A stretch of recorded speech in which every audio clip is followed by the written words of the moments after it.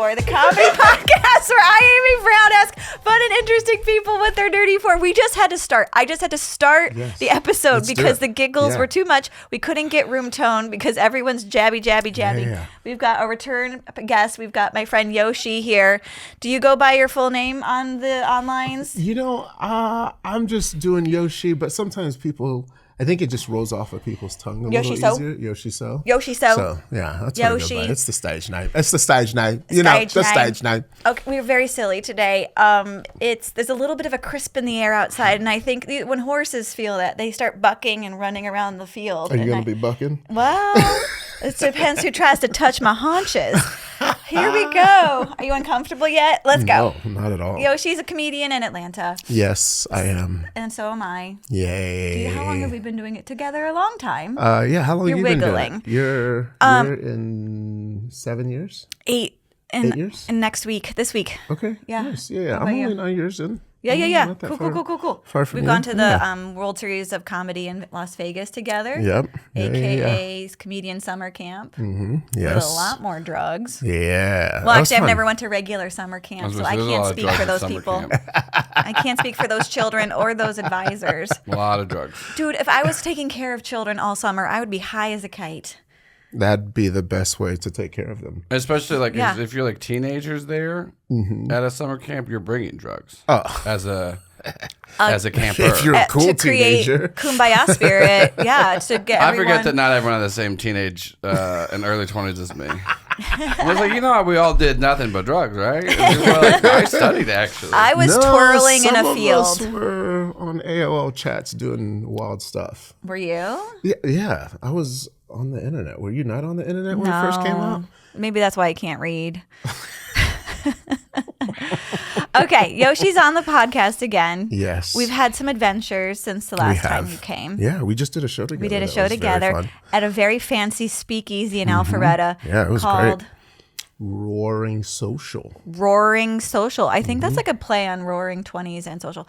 And you were the headliner. Yeah, and it was you fun. did great. And everyone, you had rolling laughter. You had quiet in the audience. They were listening and paying attention. It was great. It was lovely. And Mookie G was on the show too. Yes. It was just. It was a great lineup. It was a great lineup. Great lineup. Yeah, It was we got some good pictures It's together. a cool looking venue. Oh my God, it's such an amazing venue. It made me remember. I was like, for a second, I was like, I kind of wish I was just here to get drunk instead of do stand up. Because I think that's one of those shows energy. that like makes you remember why you were doing stand up. It's like a good reminder. It's like a venue that you do that you're like, oh, I won't quit now. I won't quit now.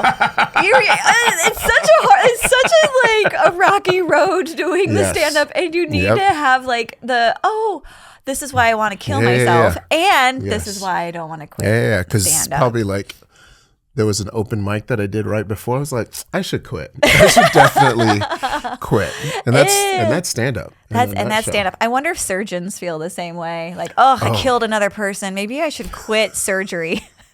I hope they feel that way. I don't know about stand up, but I know doctors, a lot of them brush it off and just kind of like move on. You gotta be. You have to. You gotta be removed. You have to disassociate and a little keep. bit It's of like disassociation. PTSD. They actually emergency room doctors have PTSD. Of course. Sure. Yeah, they never get enough that's time to healthy. process what they've That's seen. definitely healthy. Yeah, because they got to move on to the next thing. Thank Absolutely. you, emergency workers who have to see all the Let's go, doctors. and EMTs and all the people who have to get all the dead bodies out of places and put them weird. Thank you for seeing all the icky stuff, so we don't have to. Yeah, we should do a show for doctors after they get out, like right after something terrible happens. We already talked should, about- like, perform in front of like. No, they just want to drink. They don't want to hear comedy. They went to- we were talking about nurses the other day and how they would they get off at their shift in the morning and they'd start drinking at a local bar and like they're still wearing their scrubs. Because that's their nighttime, though. Yeah, that's their nighttime. This is But Joel was third like, shift. "What hospital do you work at again?" Yeah, because I saw. I didn't realize they were third shift nurses, but I used to work at a breakfast place and they would just be drinking. I'd be like, oh. I'm not going where you work. But yeah, no, it's all terrible. Trying to read the fine print on their scrubs. Children's? Oh, God. Yeah. Show Well, up? there's a lot of drug abuse in hospitals on the staff side. So. Oh, really? Nurse Jackie? All of it, because you're doing like 12 to 24-hour long shifts. You're doing long and then you're doing shifts. back-to-backs. Yeah. And you have to interact with humans. Yeah. all They're the disgusting. time.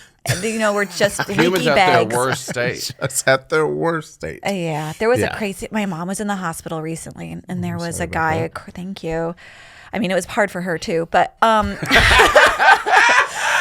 was a crazy guy across the hall from her, and they had to have a guy just sitting in a chair watching him because he kept trying to stand up, and every time he stood up, he fell down, and then he would fight people to get be put back in the bed, and he had something they're not allowed to tell us because was not an HOA because of HIPAA, and they the HOA we all signed. HOAs have a lot of power in this country. For sure. I mean, it's not that far. They're not that far removed from each other. Right. It's the governor of a state and then the HOAs. They have all the power, actually.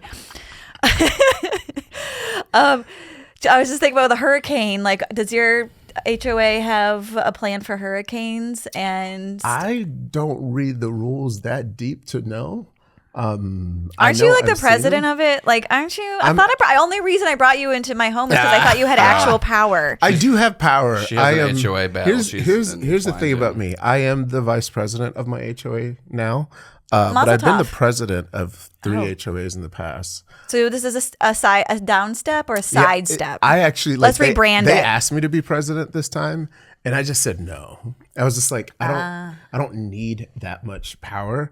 And people underestimate like the reason they wanted me to be because I'm very level-headed. You're level-headed. Is that because you're on edibles the whole time? No, I think most of it is because like I've just been around a lot of personalities, having been in corporate America, and I just know how to handle people who think they're like big, tough, and like, what do you do? Do you repeat back to them what they've said, like you do for a toddler? Like, I see you're angry. I see you're upset about the garden at the front of our neighborhood. Yeah, I was a consultant for almost 20 years, and that is straight from the consultant playbook. You literally repeat what people say back to them, and then you make it sound as if though it was their idea when you want to display an idea for them.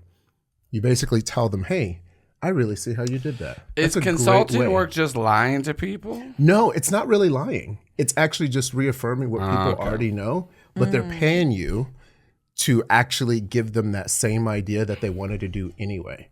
So most consulting and most like in that world is basically someone wanting to hire someone to say, okay, I have this really big idea or I want to do something. And I'm going to hire you, but I'm hiring you so I can get this idea pushed through.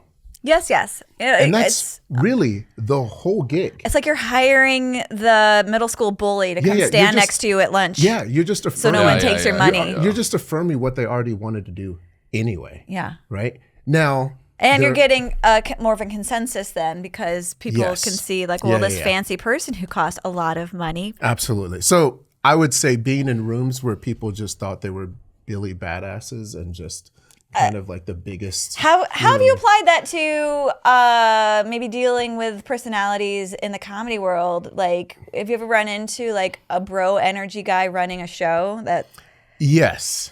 Yeah. I think the biggest thing. I laugh a little bit sometimes. I will laugh a little bit. And I think the biggest thing is I just don't even acknowledge it. Like when I see it. So the opposite of what you do at work. Yeah. The opposite of what I do at work because I'm like, oh, you're not serious. Like you're not that idiotic to think that you can just do this and that it's okay. So I just pretend as if though it just didn't happen. So even if someone's like being an a-hole, I'm like, Have you ever seen like I've heard Telltale. I haven't seen this personally, but like if anyone of my comedians work for the blah blah blah club, they'll never getting booked here again. They're blackballed. Yeah. There's clubs in this town that do that. There is. Yeah, absolutely. Oh, that makes me want to go lay down. I mean, and I think it's just it's silly and it doesn't work for the comedians, but It's just something that they do, and they'll tell you they do it to protect themselves, or they do it because they believe that if someone comes into town and they're a name, they don't want that person to come into town in like a couple more months because it's going to draw away from that attendance. Yeah. When the reality, which is that makes sense. Which could be true. Yeah. Especially if you're doing the same jokes. Or could be completely BS. Also, there's so few clubs in Atlanta, and none of them are next to each other. They're so far away from each other. Like, people that are going to go to Punchline don't go to Laughing Skull and vice versa. Like, those demographics are and the people that go to different. Punchline don't go to Atlantic Comedy Theater. Yeah, People that go to Atlantic Comedy don't go to Uptown. And the Uptown don't go to Punchline. Yes. No one... Yeah. They make it seem as if though everyone's coming from the same pool of people, when the reality is they're not. Most of the people that go to comedy shows are going regionally to someplace close to them. Regionally, I just kind of fell asleep for a second. Sorry.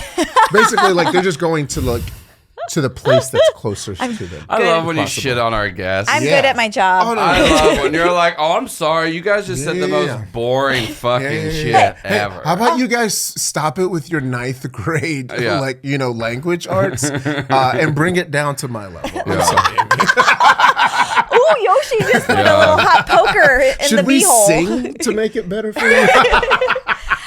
Joel's telling me I'm the one with ADD all the time, and I found out. You have it. Yeah. I found out that like kind of blanking out while someone's talking is a thing that happens for ADD people and for narcissists. So I could be both. We'll find out. No, you are way too sweet to be a narcissist. Oh my thank god, you, Joel. no. You care about what so many people think. This is true. Can you call my son and tell him that? Your sons are still teenagers. Their brains aren't formed. I've seen narcissists. You're nowhere close. You to care way Maybe too I much. try harder. Maybe you can try harder to be a narcissist. Perfectionism is also an ADHD thing. Yeah. You just have it. It does. And here's the thing, though. It does present different in women. So there might be a lot of the studies are based off of men because there's no reason to study women because gross. I know they don't live. They're so leaky and wet. But that is a big thing. Get the laboratory all slimy. You said gross. Not to promote other things, so but true. I watched Babes last night, and that was really good. What's that? Well, The movie about pigs? No, Yeah, it's that's what I thought, too. one of the two. That'll do, pig. One of the two leads from Ilana from Broad City. She co-wrote it, and it's a very good comedy. Babes, I'm writing it down. It's about two longtime female friends. One has her second baby, and then one gets accidentally pregnant and decides to go through. But it's very good comedy. Very good. Lovely. Loved it. Like Okay. that. Yeah. Enough about you. I would say it's empowering about women. Oh, lovely. That's really nice. From the male perspective, Well, no, the good lady wrote it. From, It was written by a woman and directed by Pamela Adelon. Nice. Yeah. Cool. Yes. We're going to talk about recording a special because I want to do this. It's been on my vision board. Yeah. But then I had a bout of perimenopausal depression I'm sorry. and psychosis. So I took my vision board off the wall and I had put it away. And then now I'm taking hormone replacements and I'm feeling better. Yeah. What was it that it said on your calendar? Oh yeah, I have a calendar on the door that goes to my bathroom. I think it just said like bone crushing depression. for like a week. Yeah. It was just like every day. Bone crushing depression, lying on floor. Yeah. Yes, and it's if So anyone's were you doing that, or were you writing stuff that you were feeling? So I'm trying to track my cycle to see where the psychosis is, sure. so I can get pumped for it and get ready, get the extra testosterone or whatever I need to do. And it's day 26 to day 3. Bone crushing depression, can't exercise without crying. Yep. Which is fun. And then also like day 14 is a scary one usually. Okay. Yeah. Is there anything positive on that? Oh, I felt great yesterday. Okay. So day 6, watch out, everybody. I'm wheeling and dealing. Yeah, I'm texting. I'm day sending 6. my avails. Okay. Yes. I mean, honestly, that's That's about right. I mean, I felt. Do you know that the first day that we have to, for the audience, because I didn't even know how to track my cycle. I love that this is what we're talking about for Yoshee's episode is women's cycles. Yeah. I'm into it. But to track your cycle, and I didn't know how to do this until I was 47. The first. You're 47. I'm 47. Okay. The first day of you should cut that part out. I'm bookable. The first day of your cycle. The first day of your cycle is the first day you get your period. Okay. So First boom, day. you have your period. Boom, first day of your cycle. Boom. And then you keep counting, and it goes up. It can go to 32 for some ladies. I'm a 27, 28 kind of gal. Okay. So you're tracking your cycle. That's what the film 28 Days Later is about. Really? Yeah. Okay. I thought that was about rehab. No, that's 28 days. Okay. 28 Days Later is a zombie film. So you're tracking your cycle, and you're tracking what exactly throughout. Right. Each day. Am I craving carbs? Okay. Brain fog, depression. Gotcha. Absolute weakness for like lifting weights, Yep. Or an ability to recover after a workout. Yeah, those are the things So you're I'm tracking all of those things. And when did you start tracking? Like a year ago. Okay. Yeah. Has it taught you anything? Yes. Okay. What have you learned? When my hormones dip, so do I. Gotcha. Yeah. Okay. So there's after the day 14 usually is where you ovulate, and then boom, your hormones fly off a cliff and you have nothing. And then that's when I feel like shoopy. Yep. And then the regular PMS is like right before your period, and sometimes for me now a few days into my period. Yep. And that's when I feel awful too. And it's worse now than when I was not perimenopausal, because it takes now more for my body to release an egg. So it's like sending estradiol or whatever, like it's sending all these hormones crazy, too much, too little, too much, too little to get my body to do the stuff it needs to do. Yeah. Hence the psychoses. Heyo. Heyo. Okay. Yeah. Let's go. And women are more likely to commit the suicide ages 45 to 50. Oh, wow. And I'm in the sweet zone there. Sweet zone. All right. I'm learning something new. I had no idea that was the at least not in detail, because I don't let my wife talk about this. No, she's not allowed to drive or have a period. You just keep her pregnant the whole time. That's true. I try. She's slippery, huh? But I think it's good to know. I mean, I know it, and I know what, like, I'm very in tune with my lady cycle. I know the periods. My husband tracked it for years before I did. I don't track it like Excel spreadsheet, but I track it mentally, and I know week by week what's happening, the attitudes, and like also know how to like at what points to ask for certain things, at what points to not ask for things. Wink. I know. Yeah. My husband was tracking it for years before I was, and I would like usually like I'd be like, I'm so Excel sad sheet, today, right? and then he like screenshot like. He's like, this is why. He must be a physicist or something. Yeah, crazy. Crazy. He must be really smart. Okay. I wouldn't be surprised if my husband has like a closet full of lab notebooks. Like today she was crazy. So how has that been in your preparation for your special? For my special. Well, so I had to pause. Like I couldn't do anything. So I took that vision down. But now I'm ready to go back. And can I just say, there's these things I'm worried about. Yeah. I'm worried about, oh my God, wave of nerves just came over me. Yeah. Looking fat as fuck. No. Okay. No, like the third chin's coming in. Bad lighting. Okay. The sound quality being like, I've seen specials where it's like the mic's too high or something, or the laughter's not feathered in well enough. And then there's not enough laughter. And I'm also worried, how like sometimes you just like, you have a great set and everyone's laughing at everything and it's perfect. You're like, oh, that would have been the special. And then you have just regular sets where not everything, people aren't losing their mind at everything. Yep. I'm worried that's going to happen. And it's just going to be a lot of quiet. Yes. Lighting, sound. I'm worried that the jokes aren't going to be all the way done yet. Yeah. I'm worried that my material that I like that's edgier is not going to be something that audiences want. Okay. And maybe I should just try to project to what I think audiences want, and will get me booked and be a cleaner comedian and be able to do resorts and theaters and open for people I admire. But like the edgier stuff. All those things are very fair assessments of Yoshee, hold me. Yes. Okay, but as you're talking about this, stand up against the wall, hold your chest really tight, and breathe in fast. Is that how you hyperventilate? So I'll tell you this, like, all those are very fair things. And I think, and I lose a lot of money. Don't forget that. Yeah. So here's the thing. I will tell you this.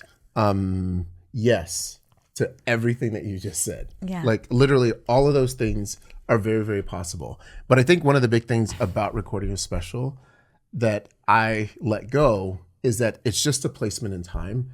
It's not a finality or any meaning about your entire comedy career. Okay. Like, it's actually your first one. You're going to do more. So it's just the first one. And yeah, the first one may not be great, but at least you just get it done. I'm actually looking forward to the second special and looking forward to other things, because now I'm like, oh, I already got the first one done. Now we can just like kind of play more. And you can build. And I'm going to change a lot of the stuff that I did. Okay, I was going to ask you. Based on the learning of the first special. Right. So first of all, I would say one of the biggest things, just choose a producer who knows all the camera, lighting, audio. We're both looking at my producer, Joel, who does she already chose me. Because I think that stuff keeps all the other things at bay. Well, yeah, right, I feel that you're worried about. And I mean, I'll give it to Joel. I know mine was the first one, but the biggest thing, he was like, no, I'm just going to get 6 cameras just so I can have backup. And here's the thing. Things fucked up on the day of the special. Wow. Things went out on the day of the special. Joel had your back. He literally had backups of backups. Yeah. That's amazing. And so it was like, I think he just kind of knew. He was like, things always screw up on these things. My father calls them the fuck fairies. I mean, but that's the fun part. Yeah. Joel Byers screwed me because I didn't want him. I was going to tell you afterwards. Ooh. He didn't screw me. But like I told Joel and Mookie, I was like, yeah, one of the cameras went out, but I had more. And then I wasn't going to tell Yoshee because there was no problem. Like we had everything covered. Yeah. And then Yoshee texted me between shows. He's like, did the camera stop? I was like, no, don't. I didn't want to tell him because I wanted him to get in his head. Like everything's fine. Nothing. Yeah. And I didn't get in my head. Yeah. But I was just like, Joel. Yes. Yeah. Joel. I mean, but I think it's just one of those. Here's the thing. It's very possible. I don't know any comedian that recorded their first special that didn't have an issue. Right. And I don't know if I'm emotionally stable enough for issues right now. Yeah. I mean, but I think one of the other things that I did do is I also actually brought Joel on to help me organize all the other parts of that day. Did you get your hair done? Did you have flowers? Is it like a wedding? I hired Joe Byers. To sort of take care of all the other things like that what? are not related, like selling tickets, organizing the day, making sure people were okay who were going to be opening for me, so I can just focus on the jokes and focus on the performance. So almost just like an assistant, production manager, kind of, almost like a production manager. Another for the thing, the last album I just recorded with Nathan Owens. Yes. I hadn't worked with anyone who had a director.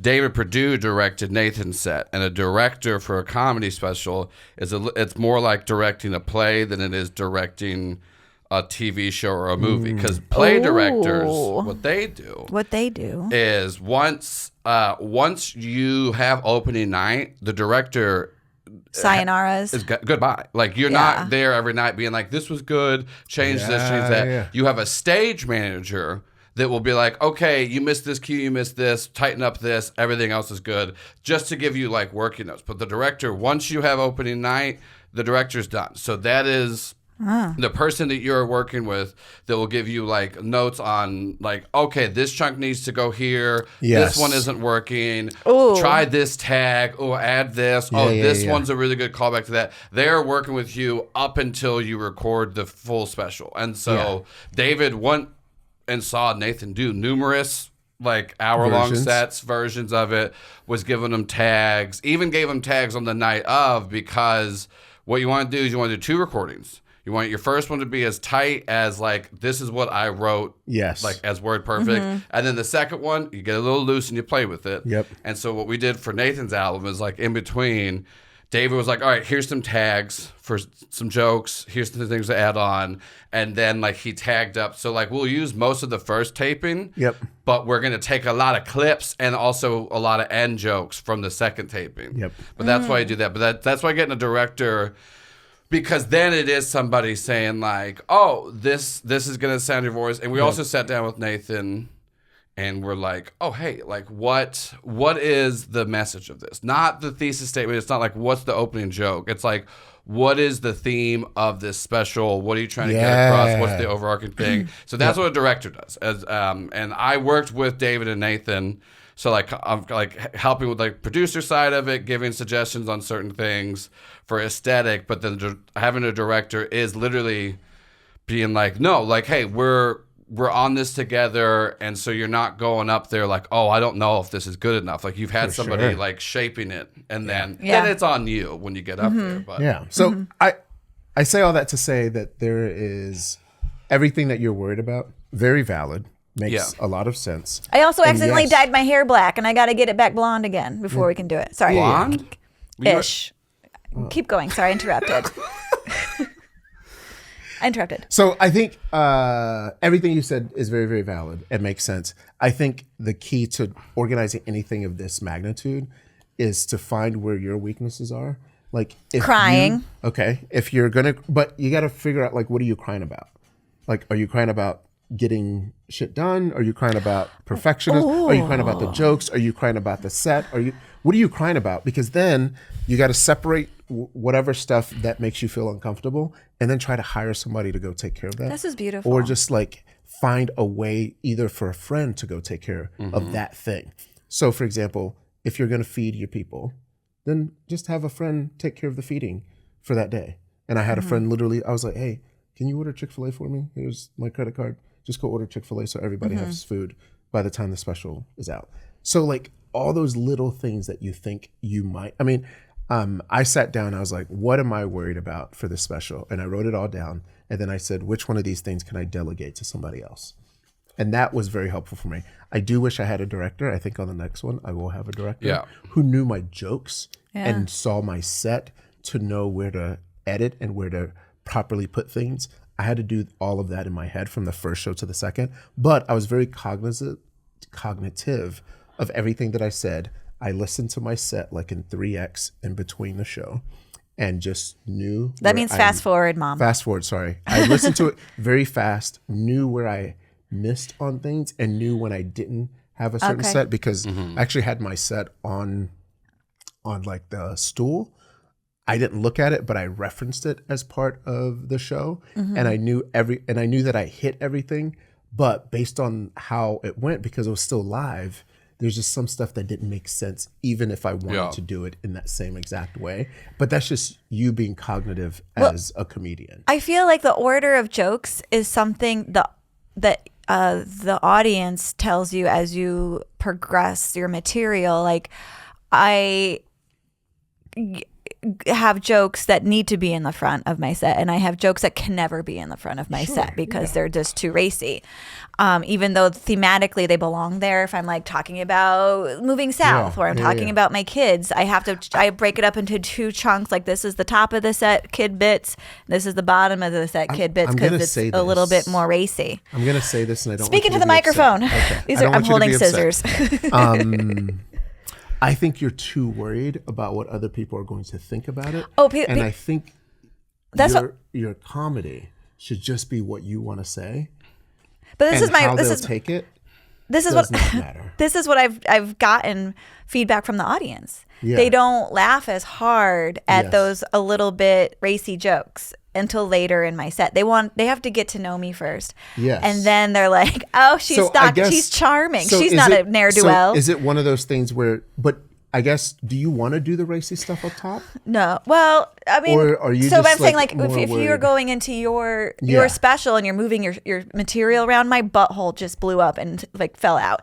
I would not be able to like move chunks around in my set like that, because also I've got callbacks to stuff later in the day, and I won't, if I move my set around, I won't remember if I did it or not. So I think a lot of times, like, I don't know how you organize like your long sets, but at least the way that I've always organized my long set, I use the first 10 to 15 minutes of my set to just get out as much about me as possible.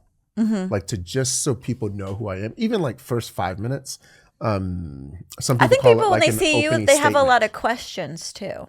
Yeah, and I address it. I try to address it. And I think I address it. You got a crazy name. Know. Yeah, I address a lot of things so you know exactly my perspective on everything else, right? But I think that's just an important thing with comedy, especially if you're going long, is that people are interested and most people want to just like you, and they want to know where you're coming from before you go into dirty. I think going into dirty is more of just a crutch of people just wanting to get it out, versus there's a way to organize a set where you're just moving your material, versus I just want to say this, but I want to say it right here. I think you have enough stuff, and I've seen your material and it's amazing stuff. You have enough stuff to establish, hey, this is who I am, before you go dirty. All audiences just are weird about going dirty early. That's a universal thing. Oh, absolutely. Unless they really, really know you. Unless you're just like a household name and they know you're going to go dirty. Yeah. Well, I think even like your joke about your son wiping his butt. Yeah. I don't think you could probably put that at the top of your set. Absolutely not. Yeah. And it's no not one knows. Like, disgusting. It's just a little bit dirty. Yeah. But it's one of those things. I have to establish that I'm a dad. I have to establish that I'm kind of a weirdo. I have to establish the kind of neighborhood that I live in. I have to establish a lot of things to get to that, to where that actually hits really, really hard. And I think that's part of it is, you're in musical theater. You've done Don't plays. ask me to sing. Yeah, you've done plays. Is this the part where I get to sing on my podcast? I think it's just like sing your feelings. I think it's just like a stanza. It's like you have to establish. It's like an opening dialogue, an opening monologue. Were you really moving your jokes around in your set right up until you did your show? Absolutely. I think I put a joke in maybe the day of. I added a joke that I wanted to. Oh, a joke or a chunk? Probably like a 2 to 3 minute bit. Whoa! I added on. Well, I guess you could always edit it out. That's kind of the you can always on edit day it of, out. and then and that's the thing is that you can always edit out. I think we recorded, if I'm not mistaken, I think stand up wise was 48 minutes. With the improv, it was like an hour 15, hour 20. After editing, I'm doing 26, 27 minutes. We cut out a couple like dirty jokes. Are you gonna? Okay, and then here's the next part. Are you ready? Yeah. What if you do all this work? It's 8 years of joke writing and polishing and traveling and trying to get these things nice. Yep. Thousands of dollars in hair dye. Yes. What if nobody cares? Like, what if you put it out? It doesn't matter because nobody cares. It wasn't for them. It was for me. I needed to put the special out. I have a really dark joke, and I want you to know that I don't mean it's not love you, but I can't not let go. Well, you're already in the prime age to kill yourself. And I had to preface that with that I don't want you to. But I was like, God, this is too good. Yeah. That's a good point. Well, that's always a good point. That's a great callback, and also a viable answer. It's dark time. So here's the thing. Here's what I'll tell you. I am already prepared if I get 100 people to watch my special. Already prepared for it. That's 100 This is very people. healthy. I hope I don't have to pay you your counseling rate. That's literally. That's literally. You're like, I got an invoice from Yoshee. He's like, yeah, that's charging for an hour. Consulting is consulting. Yeah. Oh, absolutely. Yeah. I'm also a life coach. So I think part of this is I know.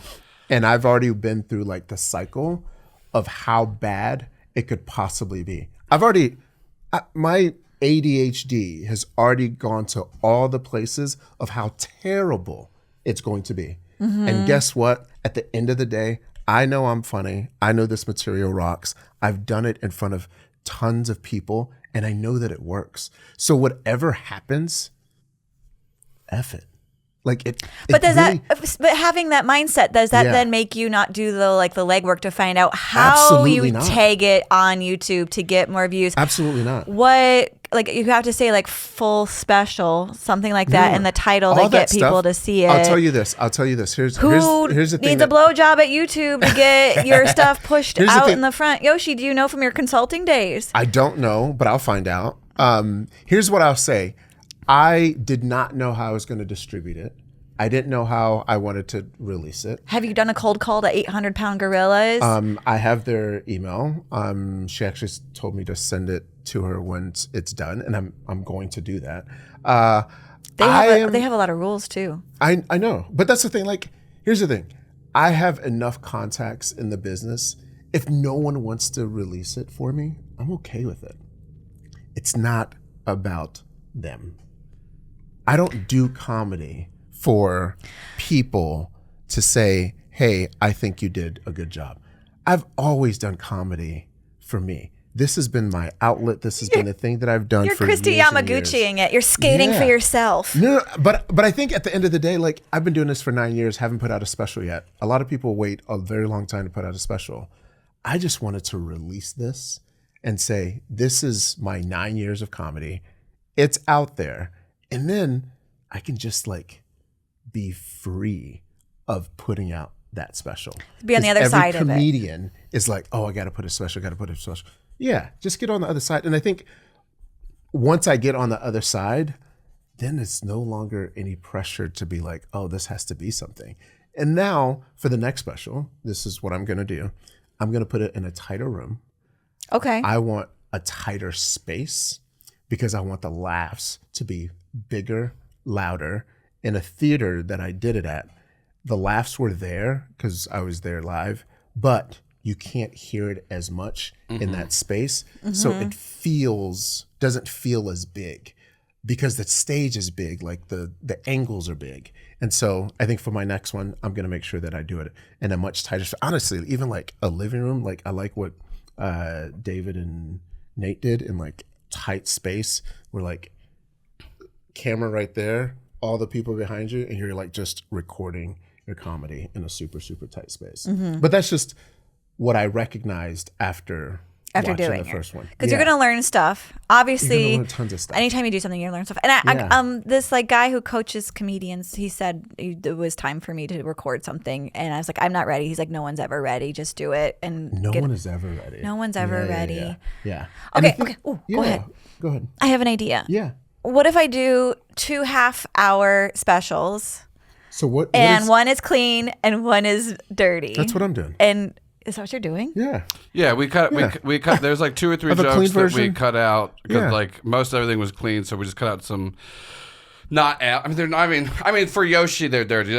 Not in but as in a lot of the set is very clean, and then there's some jokes that's they're not filthy, but it's oh, these don't mesh with everything else. So we have a clean version and a dirty version. Yep. What if I do one that's called Indoor Wife, and it's all my mom material and being a sweet wife, and then Outdoor Whore? Here's the thing. So here's the thing. I would say I didn't necessarily. This is just from a technology perspective. This is something that I figured out later. I just wanted to record the material. I actually didn't think about the name or worry about what it was going to call. Yeah, the name comes afterwards. Until after. Oh no, I put a lot of thought into this, and because of what I've been writing, this sums it up as my reliance on my husband and financially, and how that makes me feel, and our parenting, and our marriage, and but you're going to record all that. Yeah, so it came it's. So this I didn't name it and then write it. I saw what I'd written. This is the thing about the title, though. Everybody that I've worked with, because I've done 4 albums this year. Yes. Everyone had what they thought their name was gonna be. and even after, and then everybody has changed the name afterwards. Well, maybe they are not as stubborn as I am. Well, no, because it's not a bad thing. Because like if you're like, oh, this is indoor wife, and then and then you listen back and you're like, this is still indoor wife. That's great. But like, just don't. I mean, I already bought the T-shirts. Well, yeah, but you already have a joke. This is what I pulled up. Have you heard the phrase "kill your darlings"? Kill your babies. You have to kill the jokes that don't work. Absolutely. It's not babies. It's darlings. Well, you know what? In Georgia, that's the only babies I'm allowed to kill. You're actually not allowed to. Oh, that's true. You can't kill Let me kill the babies. They put them on the shelf. This is going back to what you were talking about earlier. About like certain jokes and having to figure out what to do and do that. Like that is what you and a director do in this. Like that is why you're running the hour. That's why you're talking about it. That's why you're doing that. And you have a director because, here's the thing. Kill your darlings, kill your babies. That phrase, that is darlings, not babies. Don't kill babies. It's babies. No, it's for sure kill your darlings. Oh my God. Get the tub. But no, it's about saying like, the reason why you call it darlings, not babies, because not everyone likes every baby. Some babies suck. But darlings, it means like, yes. Is this a good joke? It is. Yeah. Is it serving the overall purpose of what we need? Sometimes no. That's where you, and so that's where it comes into that. But like, it is, a lot of your worries can be taken care of preemptively. Yes. Like And, like preemptively and afterwards. And if you record all of your jokes and you record everything that you want in the special, and then later on be like, oh, this works better, that's easy to just move something from the end to the beginning. And it looks seamlessly as if though you were just doing it. Because all your jokes have a beginning, a middle, and unless the callback's in there somewhere. Yeah, but and then it doesn't make sense. I do so many callbacks. Get out of your head. Okay. Well, that's where I live. I know. Where am I to go? I'm saying, so like, it's one of those of like, right now you're in the writing phase. Focus on that, and then here's the thing. Yeah. Write it fat. Write it fat. Because put as much right now you're not writing it because you have to do your hour tomorrow. You're writing it because you want to figure out what you want to do. So have it be fat, and then as you go, find the stuff to trim, find the stuff to move. Yes. Okay, here's another. You guys ready for this? Yeah. A marketing person told me to, when you're so if the ultimate goal of this is to cut it up into clips, post it on YouTube and Instagram, find your people out there in the world who like you, who like your jokes. He said, don't post the same outfit and the same background back to back. Change it up so that people know they're looking at a different joke and they don't swipe by you. And so should I just hold a chicken? For your special? Like ultimately you're chopping it up. For clips, yes. You are supposed to have different outfits. Should I do a different outfit? Like record it first and then record it second wearing a red hat? Don't think about marketing first. Yeah, don't think about marketing first. What if that's the goal? No. That's not the goal. But that's not the goal. You want to release a special. You're not releasing clips. If you're releasing clips, then you will do sets and then just record all of your sets and then put out the separate clips. Because here's the thing. Record all of your sets that you're working out the special on, because you need to watch those. You need to be able to have notes. You need to be able to see what you're doing. And then later, if you want to mix it up, or if you're like, oh, I just got a really good one on that, you can clip those. But like recording your special numerous times for that is not a good idea. I worked with this company called Picture It. We wrote a pilot. They shopped it around for us. I'm very happy in hindsight to get pick up because it was about white men and gentrification. So thank God that wasn't the thing that. No, that would have been a hit for sure. Oh, I'm so upset. I'm so upset about the whole thing. Anyways, but that's it. I did learn outside of the fact that they were the ones that pushed like it should be about gentrification.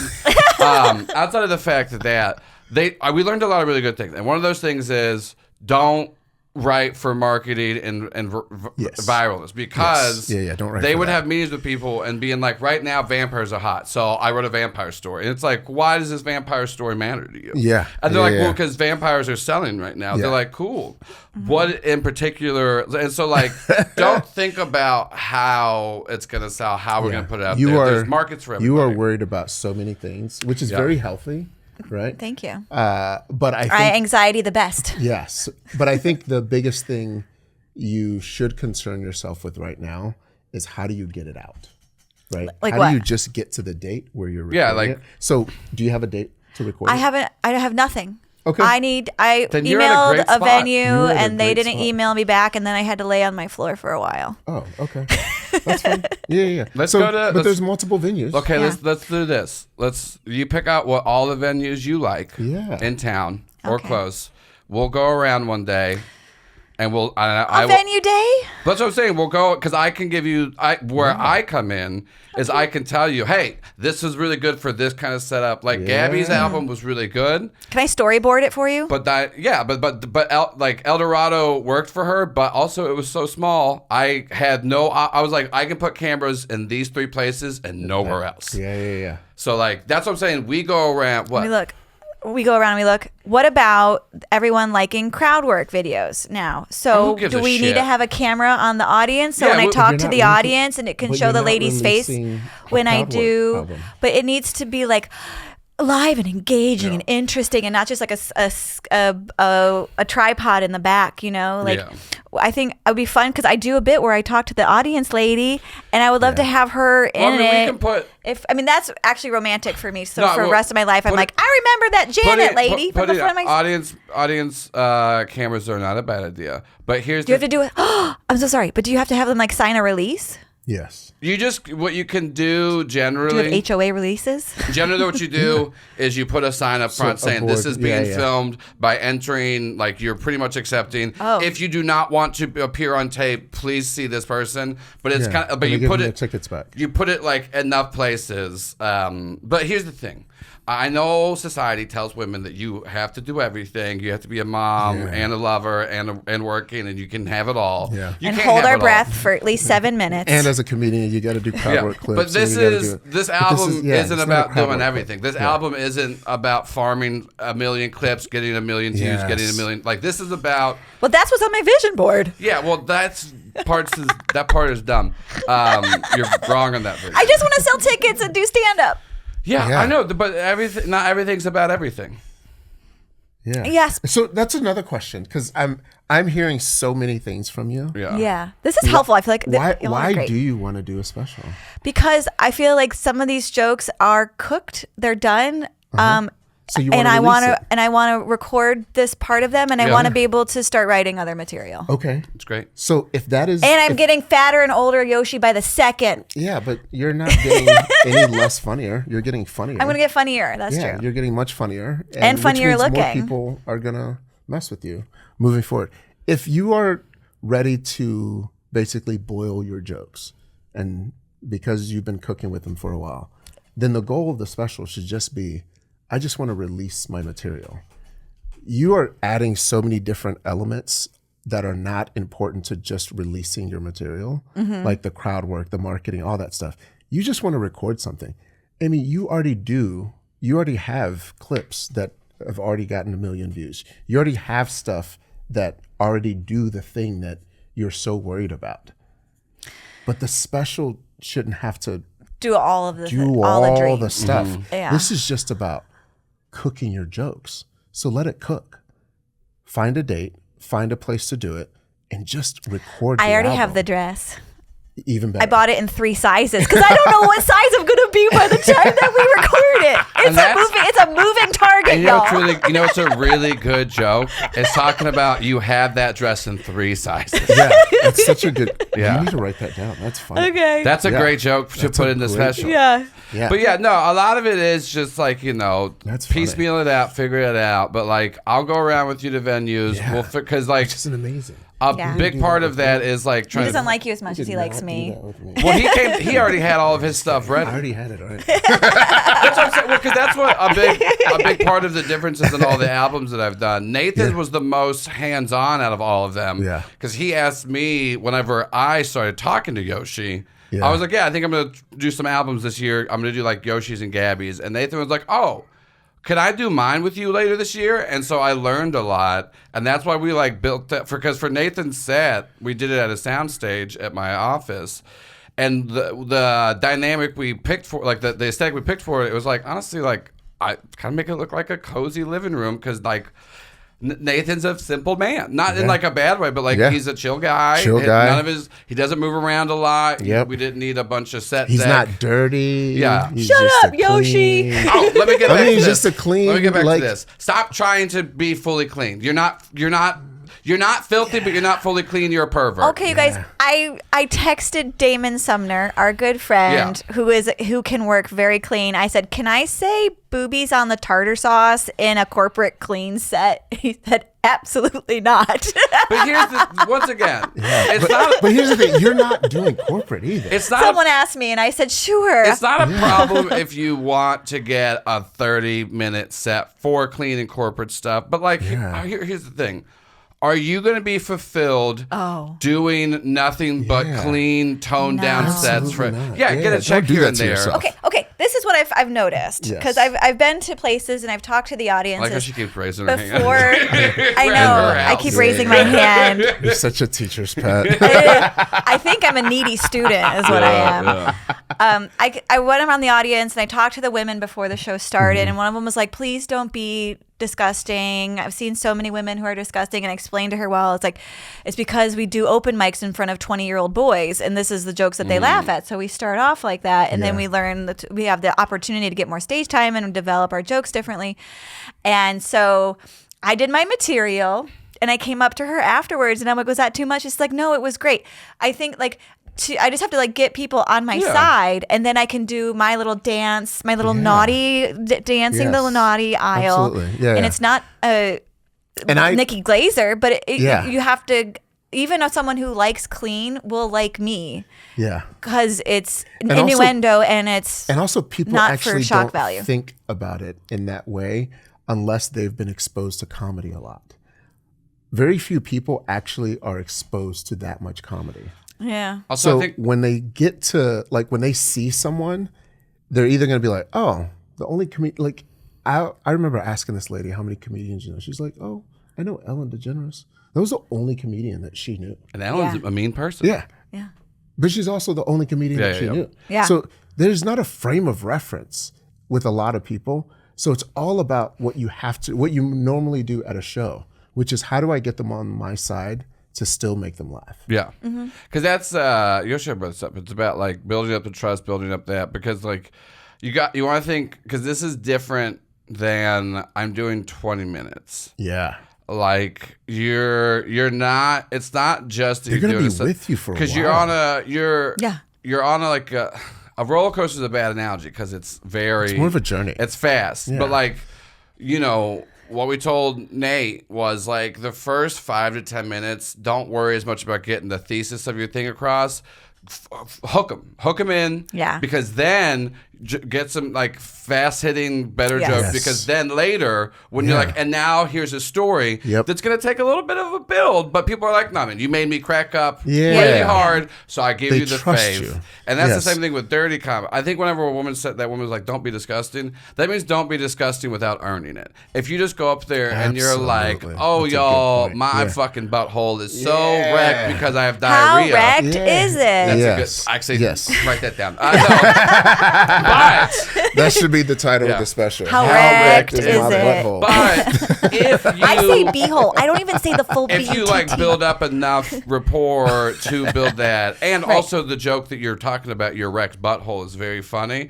No one's gonna be like, "Oh my god, that was so gross and porn." This will be like, "Man, that was a good joke." Yes. Did you feel like releasing all your material or keeping some of it off the table? So that definitely. I didn't release all the material. My thing was just, I had a theme that I wanted for the special.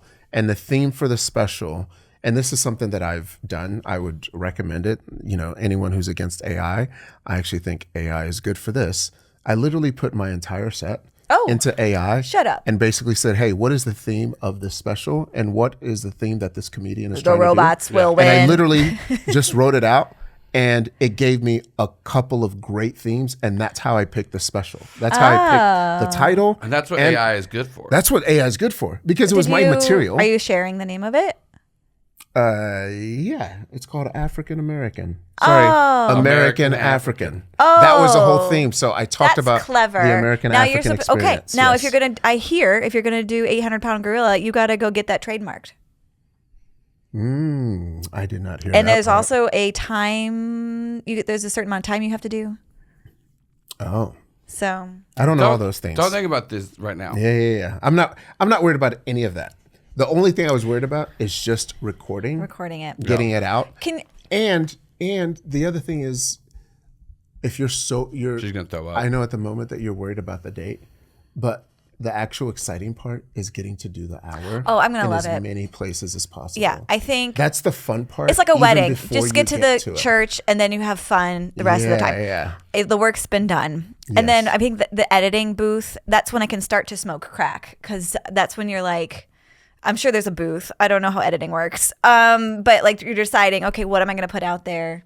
Yep. And then, okay, that's the really hard part. I will say that's the part that made me throw up the most, right? And took me the longest to do, because every time I started it, You have to look at yourself. it was that, but we should also edit I each was just other's. like, I would say that's the next thing I'm gonna do. The next one is I'm gonna actually have somebody else do The editing? a lot of the editing, The who notes and knows stuff. my material. Because I've been better. editing, but he's been giving like the notes and stuff. Yeah, That's what he's talking about. And like, I think that part right. was important for me, because I didn't realize I didn't realize how uncomfortable I was watching myself and how much that got in my own little head. Therefore, I chunked out time and I said, because probably, let's just put it this way. The special was 45 minutes. I may have spent close to 100, maybe 120 hours editing. Yeah. It's the hard part. Yeah. Yeah. But That's I'm kind of half of that was me throwing up. laying on the ground. I'm very good at laying on the ground. It was just very hard for me to like get it. Yeah. And then once I got it, I was like, okay, this is the part that I'm going to take out. This is the part that I'm going to keep in there. I think you have to disassociate and pretend it's And I somebody think else. that was the hardest part. Is it was so hard because I was like, oh, this is my life's work. This is all the stuff. And then it took me a while to then get to a point where I was like, okay, this is just my special. This is just the thing that I'm doing. And I just need to get it out to the point where it is ready for prime time. And then once that happened, Joel will tell you, I moved very quickly. Once I got done with the editing, everything else moved very, very When's quickly. yours coming out? We're going to release it October 28th. That's around the corner. I will post on my things. Yeah, please do. Will you send me the link? I'll put it into the notes for the show. Yeah. So we're like right at the end. Where are you releasing it on? I'm going to release it through the Hot Breath Network. That's very smart because they have 30,000 subscribers. Yep. Yeah, we're going to release it through that. Well, I have 957 right now on my YouTube. So like samesies. Yeah. I mean, and then also part of like, and in the editing, the reason I did the dirty and the clean was because I also want to submit that version to Dry Bar and to other places for just the clean version. But here's the thing. I am a clean comedian. Yes, you are. Not a clean comedian. Okay, you're not the first person to sit in that chair and tell me I'm a dirty whore. You're not a clean comedian. But also, you're not a dirty whore, you're a pervert. You're clean-ish, but you're not a clean comedian. I'm a clean comedian. Yeah. Like 85% of my material I can do at a church, at a corporate event. Right. 85% of it. Can't say boobies at a corporate event. Yeah. I mean, and that's the thing, but you can say poop. Well, I'm told you can't even say poop sometimes. Yeah, and I got poop jokes. I love a poop joke. Yeah. But I guess talking about putting a suppository in your child's butthole, that's too far. That's no longer clean. I mean, but I also think like it depends on like the things that you want, right? Though I am clean and I do clean shows, it's not something that I'm like always seeking out. It's just I'm able to do them. Mm-hmm. I've done them. Mm-hmm. But the majority of the shows that I'm on and the shows that I'm booking are not all clean. They're just shows. Because they enjoy my comedy. But I got emailed. Someone asked me if I could do 20 minutes corporate clean. And I was like, sure. And then I started texting Damon really fast. I'm like, oh God, guys, I don't know. Also, you don't have to say yes to every opportunity. I have 0 bookings until February, and it's October. I get what you're saying, but like, listen, Ouch. not like you can't be. You're not. No one's for everybody. No, yeah. This is true. This is true. Yeah. But I do want to be for the people who buy tickets in theaters. I want to be for those nice ladies out there in the world who are going to the Moms on Hinge shows. I want to be just right, and you're already headlining for them. Yeah, I do. I love them. That's what I'm saying though. Like you're saying that you want something to do something that you're already doing. Can you guys tell that my junior year of high school, I gave myself diarrhea for a year, trying to get my grades good enough that I could get into a good college and get a scholarship. Wow. Yeah, I run a little tight sometimes. You do? Interesting. I can't wait to see when that happens. Joel! That's why I think I'm a really good producer for comics, because I shit on my clients all the time. Yeah. Oh, that works. We need it. That's what we definitely need it. Yeah. David and I yelled at Nathan Owens for Damon Sumner was there too for like 45 minutes the other day, because he like put out a drawing for his album art. Oh my god! I saw that clip. That we were that was like, very funny. Why would you do that? We were like, no, that's not it. And then at one point, David was like, Joel, do you want to chime in? I was like, oh, I already chimed in the night that we recorded, and I told Nathan that we're not using that on a Do You Validate album. And I will delete the footage before I put that out. Like, I was like, I don't have to say anything. I've already made my stance very clear. That's right. So You're funny. a production company, Joel. Yeah. Does that mean that you can submit to Sirius XM for us? Nathan knows how to submit to Sirius XM also. Yeah. That's the other but there's thing. there's places that'll help you do that. Really? Yeah. I need help with that. And friends like there's a lot of stuff that you that can there's be done enough after people the that fact. know enough stuff to do submission. Yeah. I would like to do that. I would like to have that little logo on my face. Because Nathan has the first one on there, and because here's the thing, they have clean comedy and they say that the more clean you are, the more plays you get on there, because they have a hard time getting clean comedians. on there. But here's the thing though, What? Stop.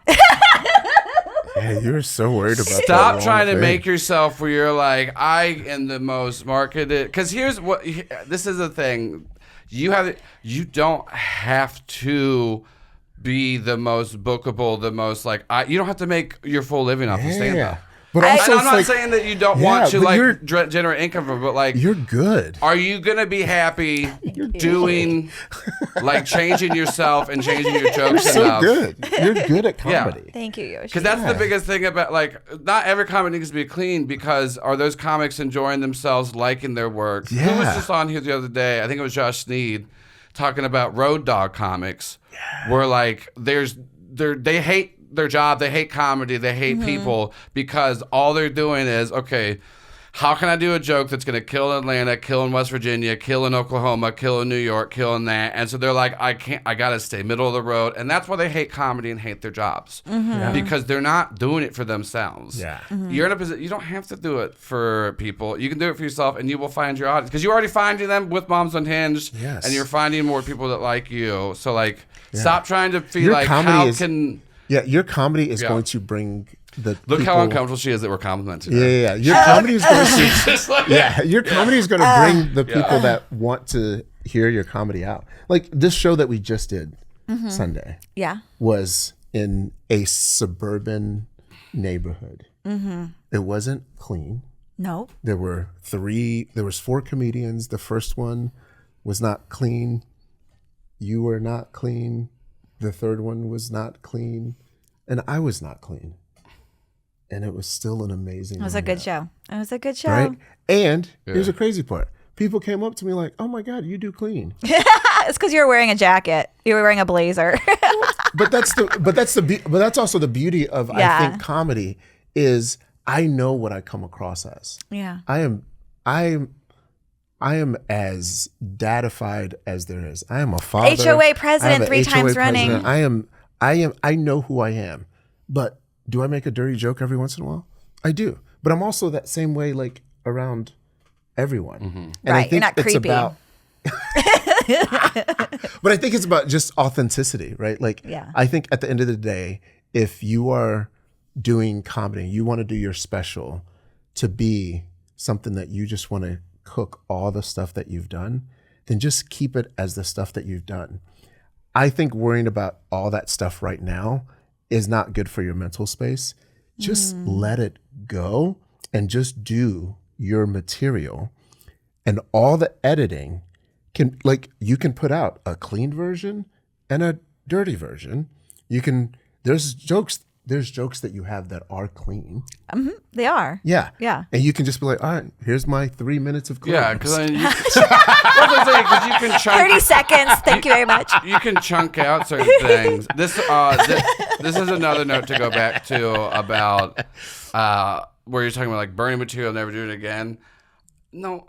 People, I wouldn't burn it. Well, no, I'm not saying burning, but like just like whenever like the worry of earmark like it or whatever. Oh, I put out this album and like people like I can't do big enough to can't do it again because it's already on the album. It doesn't matter. People love to hear the things they know. Like they're gonna get like.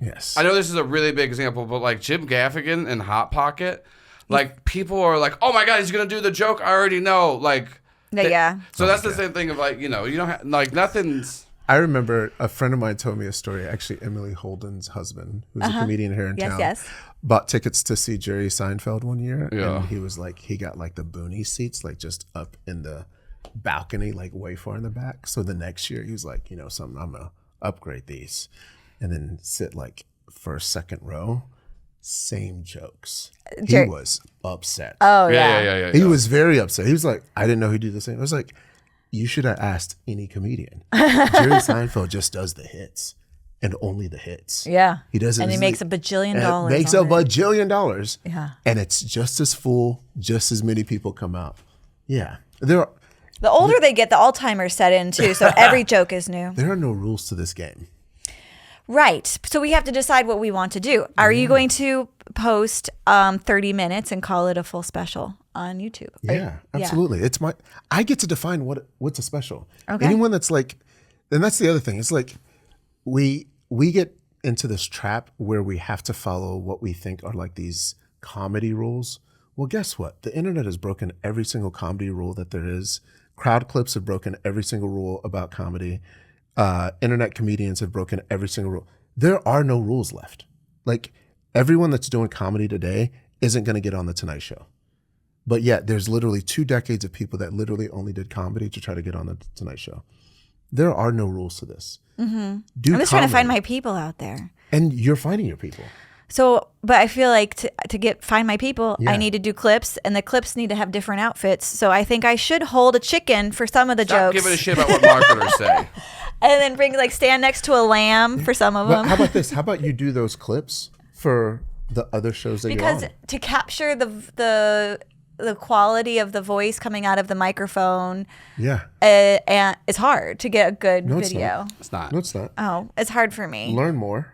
When he's I thought you were telling me to learn more. Not talking about learn more gymnastics. You have the 8.6. All you gotta do, and you bought all the cables. Just go to every sound person and say, "Hello, I would like you to plug this up to the output of the board. I have all the cables that you might need," and hand them to them. And they'll do it. And because you can cut the clips together. That's the other thing. Learn more. When he blew up 2 years ago and is still blown up today, literally just got one camera and then got a little clip thing that was a Bluetooth. Yeah. And that's how he elevated his audio. And as soon as he started putting that elevated audio out, all his views went through the roof. Yeah, he's on America's Got Talent now. And is he in the finals? Like a finalist. Yes. Yeah. Yes. Yeah. Yeah. We should make a video about kicking butt right now. Yes. Yeah, he's doing great. He's phenomenal. Lovely. Yes, absolutely. So great. So yeah, there are no rules to this game. This is my takeaway. I'm going to sum it up because, Yoshee and Joel's coaching of Amy for free. Gratis. No. You're going to get an invoice for sure. No. Because that's the one thing I've learned about the HOA. You can always invoice people afterwards. Oh, my God. A dirty secondhand invoice. You are going to get a letter, young lady. Oh, my goodness. That is so passive aggressive. Jesus Louise. Okay. A special is a moment in time. Yeah. There will be issues. Absolutely. Hire a director. Yep. Work on your material. Feed the people. Have a theme for your special. Mm-hmm. Be on the other side. I don't know what that's about. You're doing the special so you can get to the other side. So you can get to the other side. Yes. The release is important to have. I have a dress in 3 sizes. Yeah, write that as a joke. I did a little star next to it. Yep. Okay. I also wrote down here dinner party because I feel like a really good comedy set, regardless of the amount of people that are in the space, feels like a great dinner party where everyone feels engaged and seen. And like when I do talk to the lady in the audience, we all refer to her later, and she's a part of the team. She's a part of the dinner party. So I'll take that and I will Crazy idea. Put it underneath my pillow. And that place that we did Sunday, I think would be phenomenal. It needs better lighting. The lighting is blue. I can't do blue lighting. I'm 47. You can change lighting. You can get in those big can ones, those big theater warm. That's why I go with you, because then we talk to venues. And then I need to be high enough so when I do my stuff that's like on my knees, you can see me. That's what I'm saying. That's all this stuff that we look and we ask questions. Okay. Yeah. Okay. And the only reason I say that is that was very dinner party-ish. Yes. That is very chill. It's a speakeasy. It's a speakeasy. And then I can get hammered afterwards. It's like chill. I mean, it fits 200 people, but I think we had 160 in there. Smaller venues are nicer just because it is more intimate. Super tight. Well, it's just more intimate. Yeah. And so like the jokes hit harder. Yes. It does feel, I'm going to send an email out to all the emails I've collected for people who live in and around the Atlanta area and be like, can you watch my jokes and laugh really hard a second time? Can you hold your pee for 90 minutes? Then you can come to my special recording. We'll deal with the audience first. Just keep working on the hour, write it fat, and then we'll go around. Yeah. If you nail down a director, have them come with us. But if not, we can. I asked Amanda to help me. Is she gonna be a director? I think so. I don't know what I need. So maybe. Okay. She might just have to be like the one that holds me and cradles me. Sure. She's the Amy whisperer. She is. She's very good. Pets my hair. Yeah. She has to feed you turkey sandwiches. I love David Perdue, but I don't think he can tell me like my tits look bad. Like Amanda can. Oh, I'll tell you if you need it. Thank you so much. Thank you for coming to my show, Yoshee. Of course. Tell everybody where they can find you. You can find me on Yoshee.com, YOSHEE, Yoshee So on Instagram, TikTok, and Facebook. Yeah, and I got the special coming out on October 28th. Yeah. It'll be released on the Hot Breath Network. How long are you going to premiere it? How long are you setting that premiere for your special? A week? 3 days? What are we doing? No, it will probably be a week is when we're going to set it, because we have to set it up and do the premiere, and then we're going to basically get on the show and then have people come in almost like a coming in party, and then we release it, and then afterwards you can take out that chunk and take it out, and then that's your special. Are you gonna have a watch party? Yeah. That's the premiere. A premiere, because there's a premiere on YouTube where you're that's like. What I mean. Yeah. Okay. It's a live YouTube premiere. But it's not like a room full of people. Not a room full of people. Yeah. We're just gonna do it online. But if you at home want to get a room full of people to watch the special together, by all means. Daddy would appreciate it. You know what I mean? Yeah. Absolutely. So that's where you can find me. It's actually better if everyone's on their own individual screen and their own accounts, so it gets more views. Stop thinking about that stuff. Yeah. I mean, but it doesn't. Here's the thing. No matter how many views it gets, my goal, I have a goal and I have a number that I want it to be at, but I just want to make sure that I do everything that I've wanted to do for the special and then release it. Because my next goal is to literally do another one very, very quickly. Very quickly? Yeah. You're just going to start pushing out specials now. Yeah, which I'm okay with. That's okay.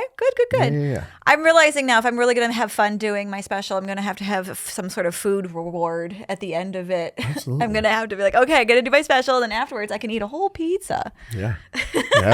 There's nothing wrong with that. Put on that third largest Get dress. that larger size ready. All right. I love you.